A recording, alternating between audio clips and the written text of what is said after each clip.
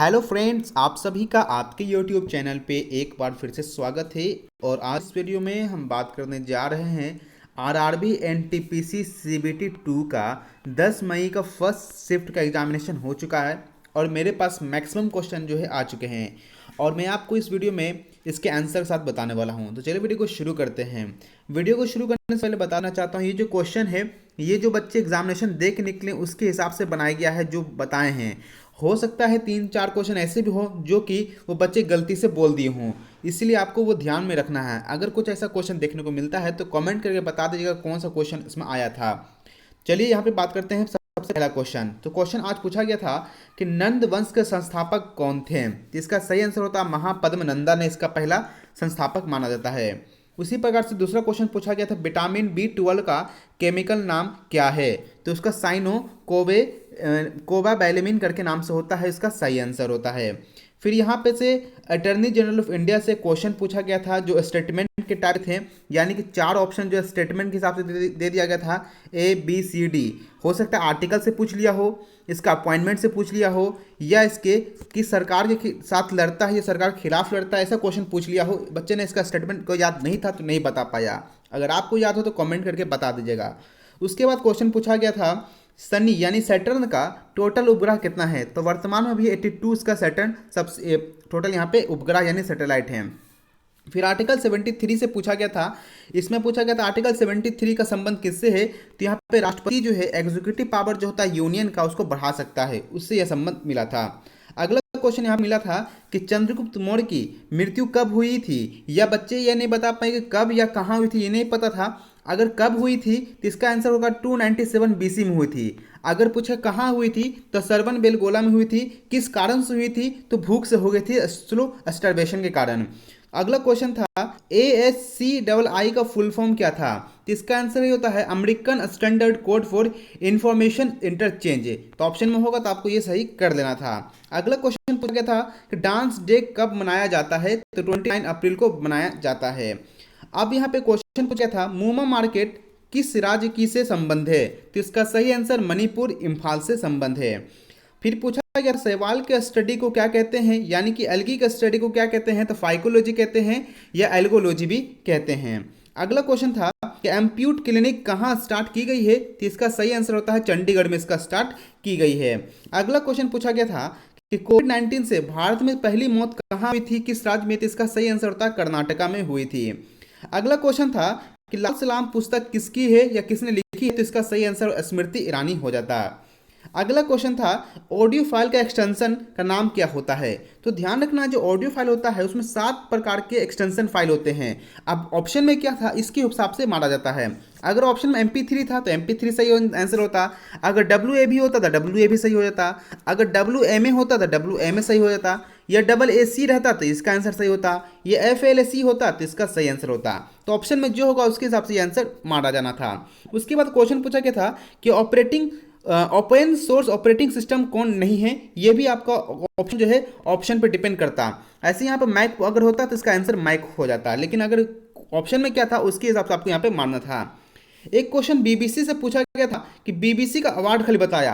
अब ये नहीं बताया कि पर्सनालिटी से पूछा या BBC का ऑफ द ईयर जो अवार्ड है किससे मिला, ये कहानी यहाँ पे नहीं बताया क्वेश्चन, तो इसका मैंने यहाँ पे छोड़ दिया। अगर आपको पता तो कमेंट करके बता दीजिएगा। उसी पर से क्वेश्चन था ऑर्केस्ट्रा का फाउंडर कौन है।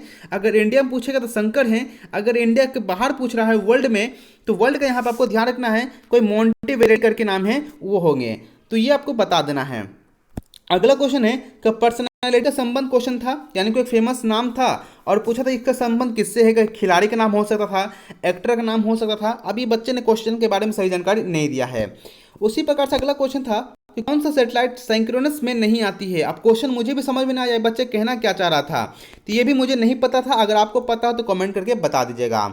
अगला क्वेश्चन पूछा गया है कि ग्राम पंचायत का आर्टिकल किससे संबंध है। तो आर्टिकल 243 से लेकर आर्टिकल 243 का O तक जो है ये आर्टिकल ग्राम पंचायत से रिलेटेड है। अगर ये क्वेश्चन ना पूछा हुआ होगा तो एक क्वेश्चन ये भी पूछ सकता होगा कि कौन संविधान संशोधन में था। तो 73वां संविधान संशोधन 1993 में था, उसके अंतर्गत इसको लाया गया था। या अगर ये भी नहीं है तो हो सकता है ग्राम पंचायत आर्टिकल 40 जो है जो महात्मा गांधी ने जिसे बताया था, हो सकता है उससे ये ऑप्शन आ गया हो। तो जो भी होगा आपको यहाँ पे मार देना था। अगला क्वेश्चन पूछा गया है, तो भारत का पड़ोसी देश जो सबसे कम लेंथ हो जिसका टच करता है भारत के साथ में, तो उसका अफगानिस्तान सही आंसर होता है। अगर मैक्सिमम पूछ रहा होगा तो मैक्सिमम आपका बांग्लादेश सही इसका आंसर हो जाता है। 2011 के जनगणना से 2 क्वेश्चन पूछा गया है, लेकिन बच्चे ने एक ही क्वेश्चन कंफर्म करवाया है कि किस राज्य की यह भारत की लिटरेसी रेट क्या थी उस टाइम की, वो आपको यहाँ पे बताना था। फिर यहाँ पे क्वेश्चन बताया गया है, हिस्से है अलाउद्दीन खिलजी को किसने हराया था, तो यहाँ पे रतन सिंह नाम के जो राजपूत रूलर थे उसने हराया था। और ये भी क्वेश्चन कंफर्म नहीं है, हो सकता है ऑप्शन में अलग नाम हो, तो हो सकता है उससे भी चलता हो। इसी प्रकार से अगला क्वेश्चन है, वैष्णव धर्म के हिसाब से विष्णु के कितने अवतार थे। ये क्वेश्चन मुझे डाउट हो रहा है क्योंकि ये क्वेश्चन भी कल ही शायद पूछा गया है, तो ऐसे पूछा गया होगा, तो यहाँ पे 10 अवतार इसके सही आंसर होते हैं। फिर अगला क्वेश्चन है, मौलिक कर्तव्य को यानी फंडामेंटल ड्यूटीज को भारतीय संविधान में कब जोड़ा गया था, तो 26 जनवरी 1950 को जोड़ा गया था। लेकिन अगर क्वेश्चन ये नहीं पूछ के अगर ये पूछा होता कि भारत मौलिक कर्तव्य में पहली बार संविधान संशोधन कब की गई थी, तो 42वां संविधान संशोधन जो 1976 में हुआ था उसमें यह किया गया था। तो ऑप्शन क्वेश्चन क्या था उसके हिसाब से आपको टच करना था। अगला क्वेश्चन, गंगा नदी से भी 2 क्वेश्चन बोला गया है, पूछा गया है, लेकिन मुझे एक ही क्वेश्चन मिला है जहां पूछा गया है कि गंगा नदी से कौन सहायक नदी नहीं है। तो ये ऑप्शन पे डिपेंड करता है, तो आपको ऑप्शन रहता तो यहाँ पे मार दिया जाते हैं।